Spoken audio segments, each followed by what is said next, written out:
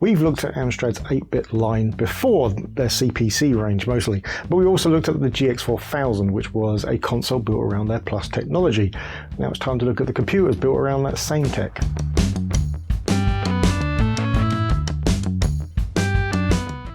The 1990s were an interesting time. The Amiga and ST were very much established.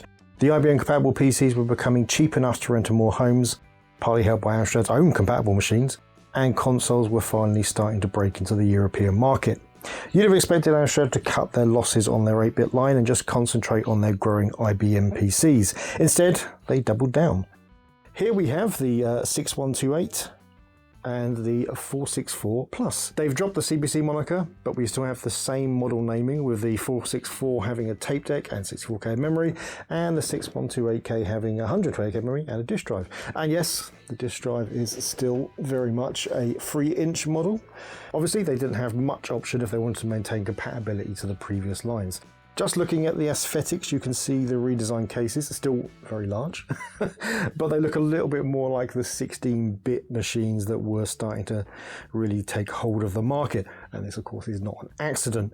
On the side, over here, oh, there we go, we have a dedicated cartridge slot. Obviously a nice addition, especially with the release of compatible console, but it also means that you have to insert a... almost there, we go. It also means you have to insert a cartridge with Locomotive Basic if you just want to use the Basic, unlike obviously the previous machines which would just boot up to Basic. The main differences are on the inside. Redesigned custom silicon that both enhances the abilities and simplifies the hardware. There are obviously good things, but the downside that when things go wrong, it could be a lot harder or even impossible to fix. Let's look at the graphics first. The biggest addition, possibly, being the introduction of hardware sprites, something that both the CPC and Sinclair Spectrum were missing in their fight against the Commodore 64. Color support has been increased to 31 from a palette of 4096. The original CPC having 16 from a palette of 27. The Plus colors are split between background and sprites, though, with background having 16 and sprites having 15. Sound benefits from the addition of DMA transfer, meaning more complicated music and sound effects can be employed without affecting the main CPU. The Plus additions are hidden behind a complicated activation sequence, ostensibly to stop it interfering with existing software, but also it appears to have been an attempt to force publishers to use the cartridge system more, although developers eventually worked out how to use the extras from tape and disc too. Whilst the Plus range is compatible with existing software, changes in the style of expansion port meant add-ons weren't directly compatible, and the removal of a tape port for the 6128 model meant it was stuck with disk and cart software without a hardware modification. Both models were released in September of 1990, with the 464 Plus pricing at $229 with a mono monitor and $329 with a colour, and the 6128 was £100 more across both models. In total, 26 games were released on cartridge.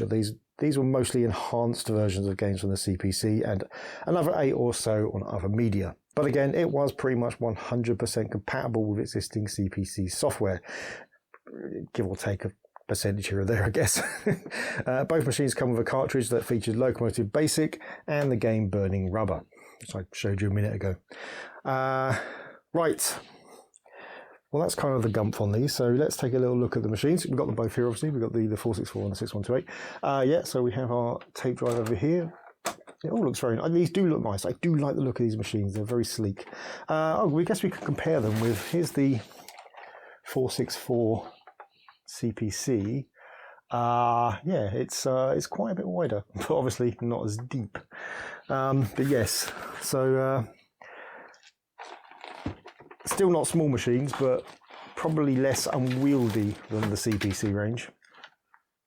Stay, there we go. Yeah, and the 6128, obviously, difference being it's got the floppy drive on the side. Yeah, so doesn't matter which one we look at, to be honest. Other than that, they're both the same. The keyboards are identical. Obviously, this one is slightly more coloured than this one. It's been affected by the sun a little bit more. So if we look at the side, yeah, we've got that cartridge port we talked about, the on-off switch, which will only activate if there's a cartridge in there. This is for the light gun accessories and such like. This is an analog joystick port, and these are two normal digital joysticks, and there's a sound out as well. Oh, and then on the back, We have disk drive, Centronics ports and the serial ports as well. So yeah, not much. And again, yeah, obviously the disk drive there. And yeah, the 464 Plus is identical. I say that, I'm pretty sure it is. Oh, well, yeah. Well, the one thing that's missing, which is a weird thing to miss, is the Centronics port. But that's because the insides of these, if you've seen our video on upgrading a 464 Plus to a 6128 Plus, then you'll know that none of the disk drive control software hardware is in here. So that's why it's missing it. Although, yeah, I guess it would have cost more. They came also with the same joystick as the GX4000. Obviously, with the cartridges, it needs these two buttons. If you're just playing normal CPC software, you could just use a normal joystick. Well, we have really showing off software for this already. Obviously, the CPC stuff is, we showed it off in the CPC lot, and we showed off a couple of cartridges on the GX4000, so maybe we'll show a couple of other ones. So let's go and play some games. Okay, well, first of all, we just put in the logo strip basic and burning rubber thing, and this comes with this menu. If you leave it just running without pushing a button, then it will eventually auto start burning rubber, like so. So, I mean, we've seen burning rubber, but let's give it a quick run just to see.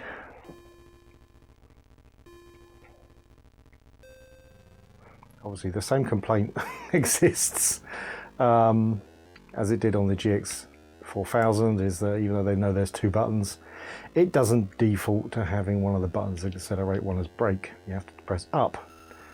But other than that, it's a great racing game. Right, let's move on to the next game.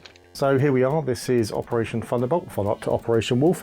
Obviously, this is better with a light gun, but I do not own one. So therefore, we'll just be using the joypad.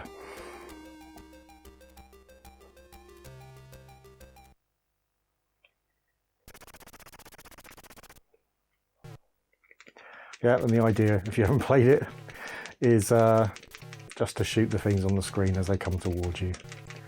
And there's extra ammo and stuff like that. It's, yeah, if you play Operation Wolf, it's basically the same, with just this kind of imagery that you're moving forwards across a road, and it's really nice and colourful. But it's a game that really benefits from having a light gun. Really, without a light gun, you're just kind of scrolling left and right.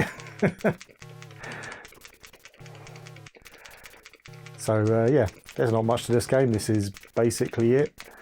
But yeah, again, it's colourful. It moves pretty quickly. Amstrad does a really good job of this. Anyway, on to the last game. And it's Robocop 2. Again, kind of another cartridge conversion from an existing game with a few extra touches here and there. But again, it moves really quick. Oops, fell in the hole. Yeah, this is a game that does do the button correctly, and I tried to push up to jump because I'm used to that, and yeah, it's not up to jump. Yeah, it moves really quickly, including, it's almost like everything's been sped up. I guess just because they could. Oh, oops. Anyway, that's it. That's the kind of the last of our Amstrad 8-bit videos. They are really nice machines. These are quite hard to get hold of nowadays. They do sell for a premium. The 464 Plus does sell for quite a bit less than the 6128, and like we proved in our video, you can just make effectively a 6128 using the Plus. So if you can't get one, go for that.